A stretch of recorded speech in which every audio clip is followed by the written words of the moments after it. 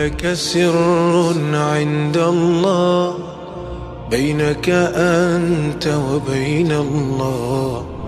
هل لك صدقات تخفى لا يعلمها إلا الله؟ صدقة وعجيب سر بدن باكو جرتا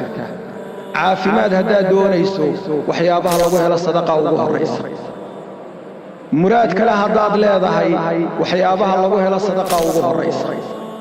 cabsida maanta adduunka caam yeeshay waxyaabaha lagaga badbaadiyo ugu badan sadaqa kowka san leedabku ka baxtiyaha loo shida dabka ka albaabka soo ootay albaabkiisa hal la garaaco dad baa jira laga yaabo iyagoo dhulka u dhacay waxna inaanay ku weydiisanay sadaqadu waa cajiib sir badan baa ku jirta caafimaad haddaa doonayso waxyaabaha lagu helo sadaqa ugu horeysa muraad kale haddaad leedahay waxyaabaha lagu helo sadaqa ugu horeysa cabsida maanta adduunka caam yeeshay waxyaabaha lagaga badbaadiyo ugu badan sadaqa kowka ah nabigu waxa uu sallallahu alayhi wasallam inna sadaqata sirri tudfi'u ghadaba ar-rabb tabaaraka wa ta'ala sadaqada hoos wax loo bixiyo iyadoo addoonkiyo ilaahay mooye cid kale aanay ogeyn sadaqada hoos wax loo bixinayo cadhada ilaahay ayay bakhtiisaa oo ay damisaa cudurrada iyo cabsidu cadho ilaahay bay ka dhalataa wax lagu bakhtiyana waxa ugu mudan in waxa weeyaan beerka gaajoonaya ee bani aadamka ee karaamada leh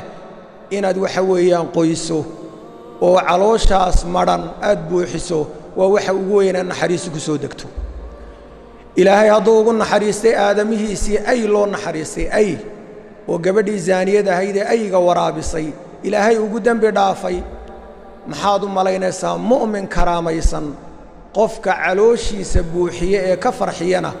maxaad u malaynaysaa ajar intee leeg buu ka heli karayaa ay baa lagu helay ajar iyo naxariis ah haddii lagu naar galay bisad qaraabkeediina laga xidhay waxna aan la siin sida xadiidka nabiga ku ansaxday qof bani aadam oo karaamo leh haddaad dhibtana cadaab intee leeg baa ka dhalanaysa axaadiida nabiga waxaa ku sugan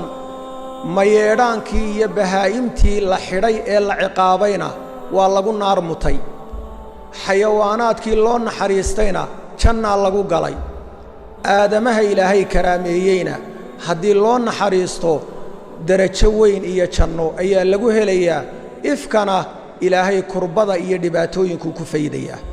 wamaa anfaqtum min shayin fahuwa yukhlifu wahuwa khayru raasiqiin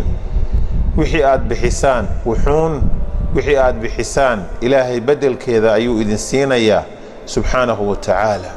rasuulku sal alla alay slam wuxuu tilmaamay qof kasta maalinta aakhiro ee dadku aad u jilicsan yahay qof waliba in uu hadhsan doono sadaqadii uu adduunka la soo baxay hadhkeeda ilaa inta dadka la kala dareerinayo oo la kala xukumayo waxaa rasuulku tilmaamay sal allahu alayh wasalam sadaqadu ina sadaqa la tudficu can ahliha xara alqubuur sadaqadu waxay ka bakhtiisaa dadka qubuuraha ku jira kulka qabriga ku haysta ayaa ilaahay kaga qaboojiya وإنما يستظل المؤمن يوم القيامة في ظل صدقته قفك مؤمن كاهي آخرة وحو هرسنا يا صدقتي سهر كذا إلهي وحو سبحانه ويسألونك ماذا ينفقون وحيكو دينيان محي بحيان محانو بحنابك سؤاليان قول العفو وحاتر هذا وحي مال باهدين كديرات كأبحية هاي سنين